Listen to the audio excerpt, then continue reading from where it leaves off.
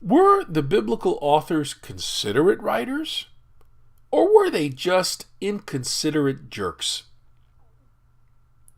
And are we, 21st century American Bible readers, considerate Bible readers?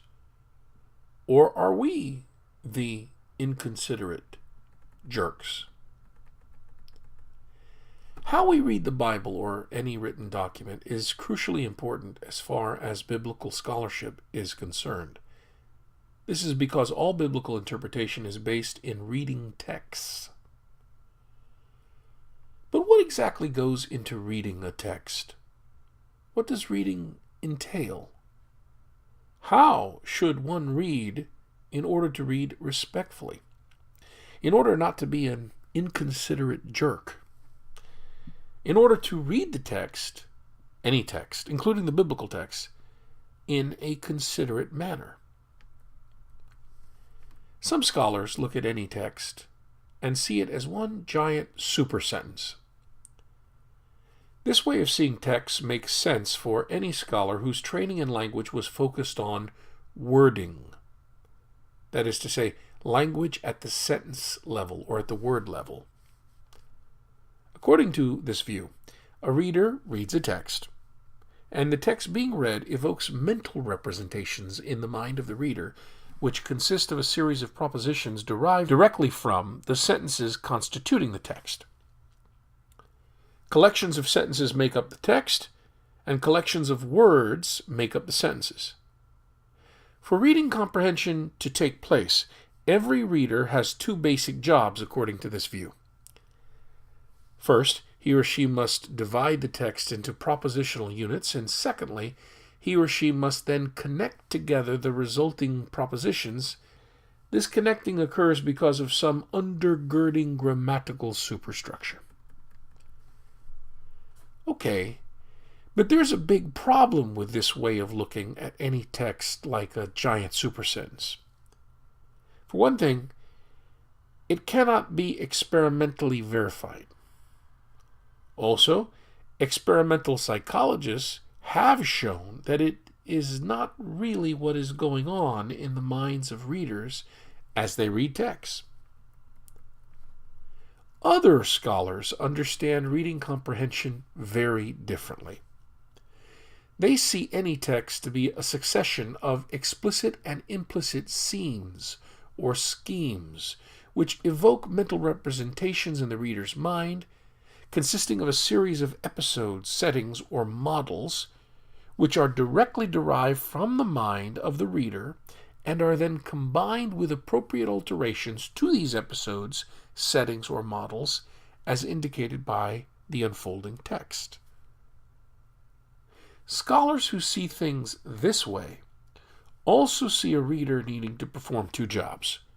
One, he or she must use the text in order to call to mind an appropriate scene, scheme, or model referred to by the text. And two, he or she must then use this identified domain of reference as the larger frame within which to situate the meanings proposed in the text. Well, as far as this can be done, as far as this is possible. Unlike the previous scholarly conceptual or propositional model, this scenario model of reading comprehension does have some validation from contemporary experimental psychology. This scenario model might be called the social context approach, based both on presuppositions about language and its relationship to culture and social systems, and in the understanding in the text being the basic unit of language. It seems that language users rely on grammatical knowledge as a general virtual system in order to utilize sentences. But people must avail themselves of experiential knowledge of specific actual occurrences in order to utilize texts. I cannot overemphasize this. Without some appreciation for the social systems which texts portray and in which they are rooted, interpretation of any text as meaningful communication is impossible. To quote Bruce Molina, appreciation of the social system which texts portray and in which they are rooted is indispensable. The human ability to communicate is the ability to mean. Therefore, to language is to mean, even if not all communication happens through languaging. The end products of languaging is the text, and languaging is a form of social interaction. People language each other to have some effect.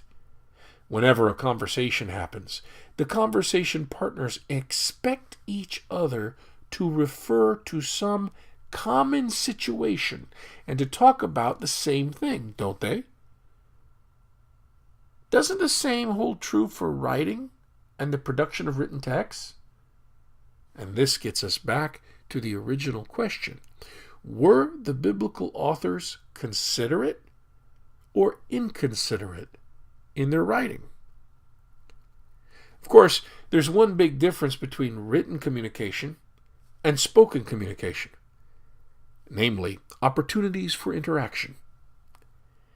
During a spoken conversation, interruptions for the sake of clarifying matters are always possible. But such interruptions are simply not possible in writing. This means that writers are burdened with the need to elicit the appropriate model of the domain of reference in the mind of the reader, along with the need to select appropriate wording to encode the meanings proper to a given domain. In other words, the writer has to intensively labor so that his audience gets him or gets her. Good writing style and poor writing style indicate the author's ability in this job of communicating, of languaging, and displays his or her considerateness of discourse. Seeing things this way, what does this do to the biblical authors? Consider that many United States Bible readers, contemporary United States Bible readers, treat the Bible as if it were written directly for them.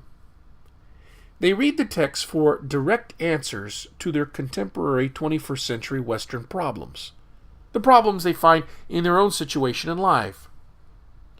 Put another way, such Bible readers judge the Scriptures to be perennially contemporary writings, written about Americans and for Americans.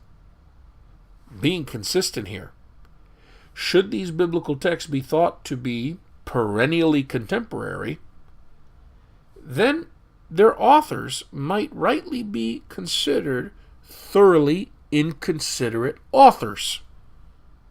Why?